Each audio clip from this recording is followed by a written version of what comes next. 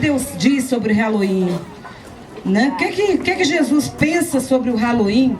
Vai ser muito importante se você fizer isso. Amém?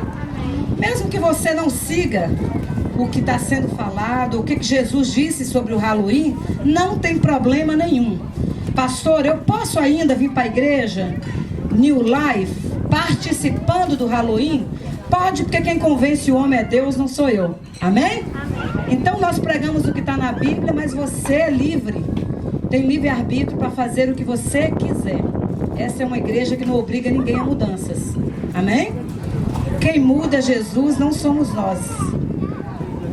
Lucas 2, 41 em diante. O título é assim: o menino Jesus no meio dos doutores. E aí começa assim: ora, anualmente ia seus pais a Jerusalém para a festa da Páscoa. Quando ele atingiu os 12 anos, subiram a Jerusalém segundo o costume da festa.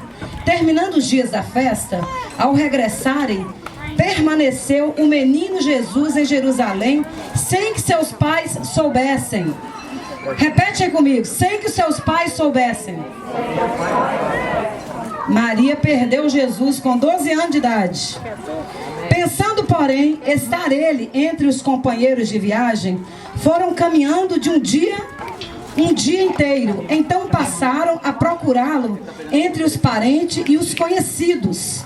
Procuraram Jesus entre parentes e conhecidos, e não tendo encontrado, voltaram para Jerusalém à sua procura. Repete comigo: voltaram. 3 dias depois, o acharam no templo, assentado no meio dos doutores, ouvindo-os, interrogando-os. E todos os que ouviam muito se admiravam da sua inteligência e das suas respostas. Logo que seus pais o viram, ficaram maravilhados. E sua mãe lhe disse: filho, por que fizestes assim conosco? Seu pai e eu, aflitos, estamos à sua procura.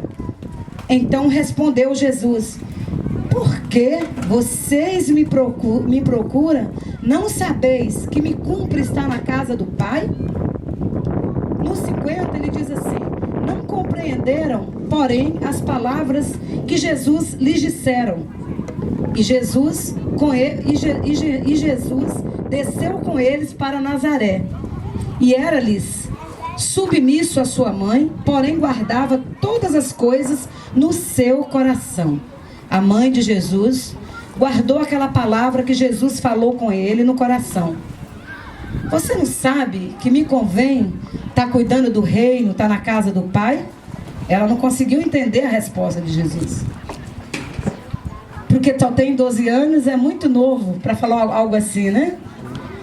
E aí no 55, diz assim: e crescia Jesus em sabedoria, estatura e graça, diante de Deus e dos homens. Amém? Crescia Jesus em estatura, sabedoria e graça, diante dos homens. Quem tem 12 anos aí? Quem tem 12? 12? Fica de pé aí quem tem 12 anos. Darinha? You are 12? Stand up. Fabrício falou que também tem 12. Um menino de 12 anos, como a Hayley, Dara, Cauê. Ali tem o Matthew. Uma criança de 12 anos não pode ser perdida, pode? Não. Maria perdeu Jesus por 3 dias. 3 dias. Aqui está acontecendo uma festa da Páscoa. E eles saíam das cidades circunvizinhas e saíam andando, já que não tinha avião, já que não tinha carro, era na força da canela. Então eles iam andando, aquela multidão de pessoas para Jerusalém, para uma festa religiosa. E ali tinha parentes, tinha amigos. Era uma comunhão muito grande, era muito legal, eu imagino. Mas o que acontece? No meio dessa confusão toda, eles foram, na volta, Maria se envolve, se distrai com outras coisas. E quando ela se dá conta, já tinha passado o dia todo. E ela olha e falou: e cadê Jesus? E onde está Jesus? Você viu Jesus? Não vi. Você está com Jesus? Não. Você tem Jesus? Não. E ela se apavora e volta atrás de Jesus. Quando ela volta, ela procura primeiro no meio dos amigos de Jesus. Devia ter uma galera assim de adolescentes, bem lindo como ali. E ela foi lá e disse: vocês viram Jesus? Ninguém viu Jesus. Jesus não estava no meio dos amigos. Aí ela vai e procura Jesus no meio da parentela. E Jesus também não está no meio da parentela. E ela continua então o seu desespero, procurando Jesus no meio da multidão. E aí ela diz: ah, ele deve estar lá na igreja, que esse menino é muito religioso, né? Eu vou lá na igreja procurar Jesus. Quando ela chegou no templo, lá estava Jesus, perguntando para os doutores da lei, da Bíblia, os professores. Ele estava ali com os pastores sentado, e Jesus perguntando muitas coisas, falando muitas coisas. Ela olhou e ficou admirada de longe, como que Jesus estava crescendo tanto em sabedoria, como que Jesus conhecia tanto as Escrituras. Então ela vira e diz para ele a seguinte frase: filho, por que você fez isso conosco? E Jesus manda outra resposta para ela, dizendo assim: você não sabe, minha mamãezinha, que me convém estar na casa do meu pai, cuidando das coisas de Deus? Não é normal um menino de 2 anos responder assim, né? Aí a Bíblia diz que ela não entendeu aquilo, que ela guardou aquilo no coração dela, e ela deve ter pensado assim: gente, esse menino é filho de Deus mesmo, não sei como é que o povo duvida. Que não é possível um menino com 12 anos interessado nessas coisas, né? Ao invés de estar correndo, pulando, brincando, ele está lá na igreja ouvindo a palavra de Deus. Ele está lá na igreja preocupado com o reino de Deus. Acontece que Jesus, ele já nasceu Deus, amém? Ele já nasceu Deus. Então Jesus, com os anos, ele foi crescendo em sabedoria, ele foi crescendo espiritualmente. Jesus foi crescendo em todas as áreas da vida dele, como os nossos filhos devem crescer, como eu e você precisamos continuar crescendo. E aí eu quero falar com você hoje sobre esse perdendo Jesus no meio da caminhada. Perdendo Jesus no meio de uma caminhada. Na caminhada da vida, nós perdemos Jesus de vista muitas das vezes. Muitas das vezes nós começamos até bem a nossa procura por Jesus, mas no meio da caminhada, as festas nos tiram da presença de Jesus. É muito difícil você perder Jesus no meio da dor, no meio da dificuldade. Difícil é perder Jesus quando você tem dinheiro, saúde, né? Tem muito amigo por perto, e normalmente as pessoas não lembram muito de Jesus. Mas é muito fácil perder Jesus em festas. É muito fácil perder Jesus numa festa de casamento. Jeff e Jennifer vai se casar. E é muito fácil, na festa do casamento a noiva fica tão nervosa e o noivo. É tanta coisa que acontece que o que menos se lembra de Jesus. É muito fácil perder Jesus quando tudo vai bem. Por isso essa palavra. E aí eu queria te perguntar: você tem Jesus? Agora, você tem Jesus com você? Como tem andado a sua caminhada com Jesus? O que me faz, pastora, perder Jesus, deixar Jesus de lado? O que me faz no meio da caminhada não ver Jesus? Maria perde Jesus no meio de uma festa. E uma festa religiosa, não era assim a balada, não era um pagodão, né?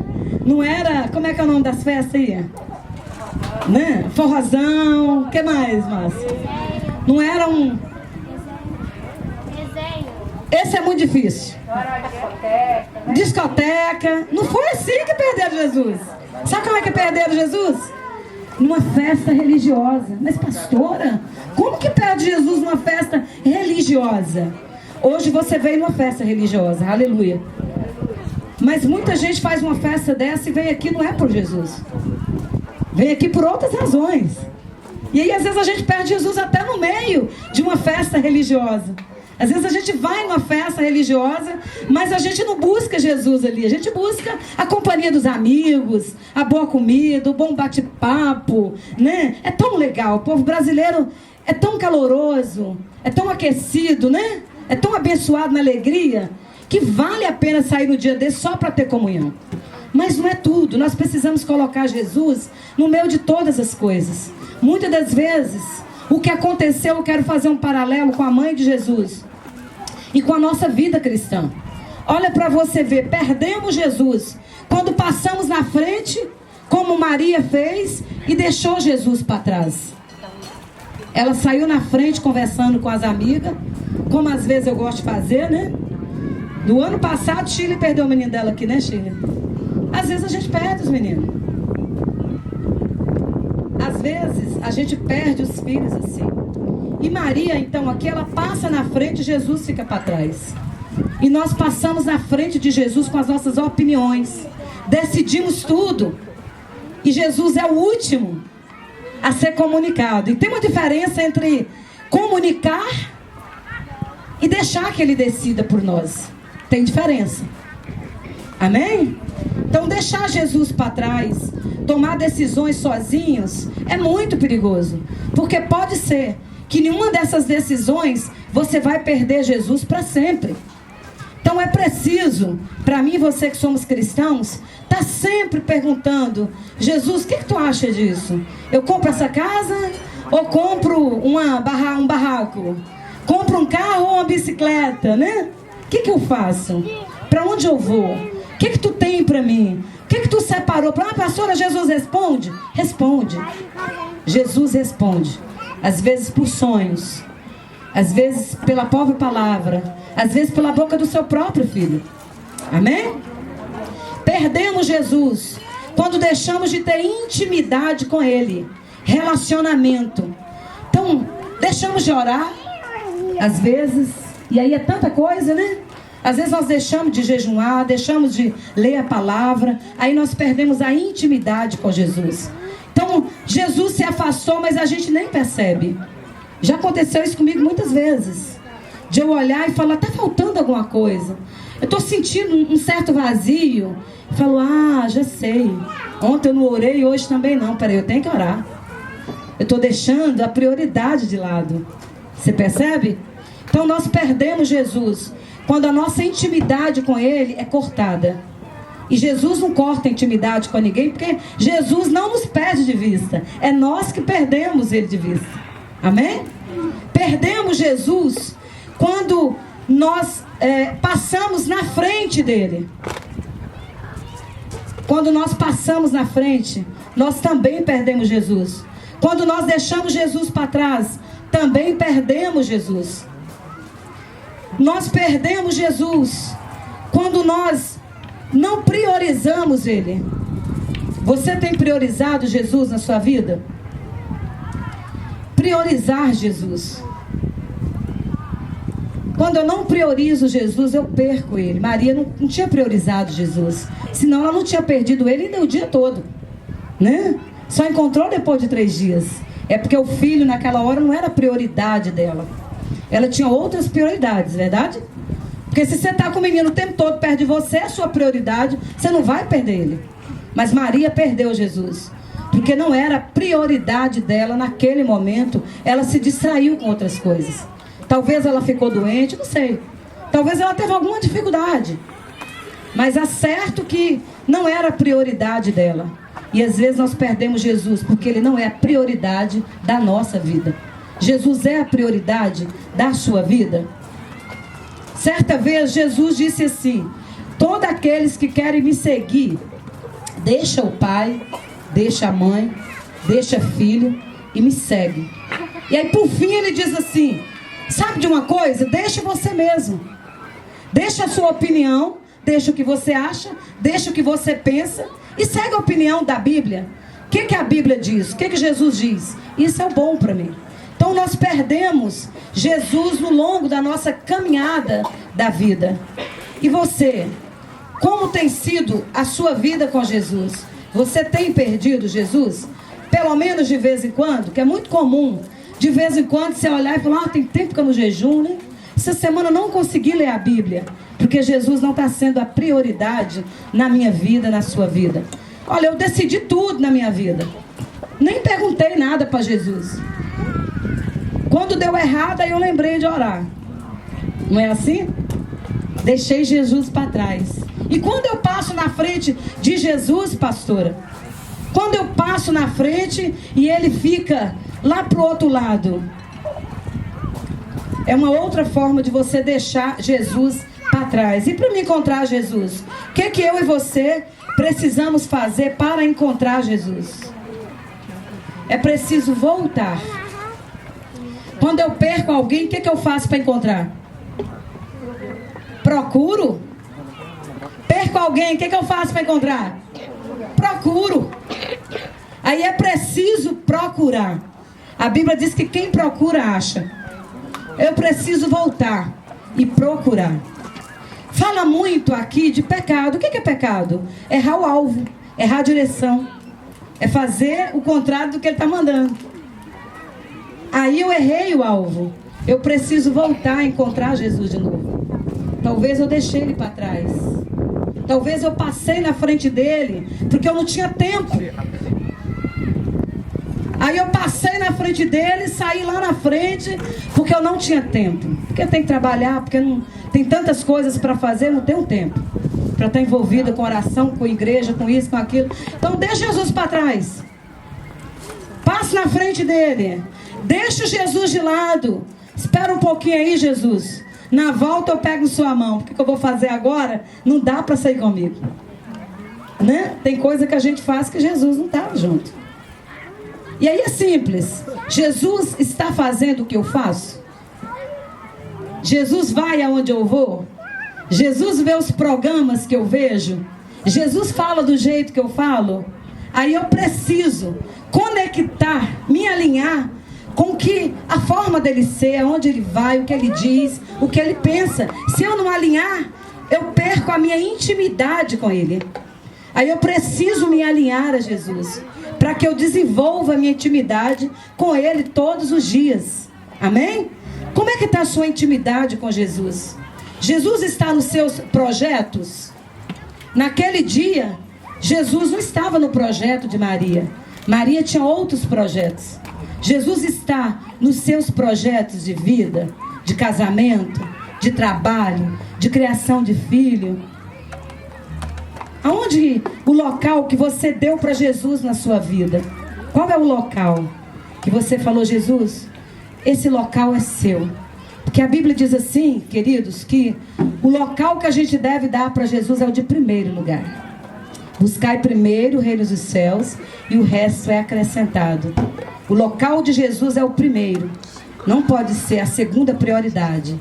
Ele não pode ser deixado para trás. Nós não podemos sair correndo na frente, desenfreado, sem tempo para nada.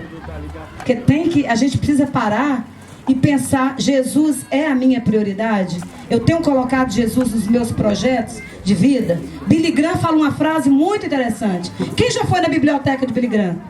Bênção, você não foi ainda, você tem que ir. A biblioteca do Billy Graham, para quem não sabe, ele é o maior evangelista dos tempos modernos.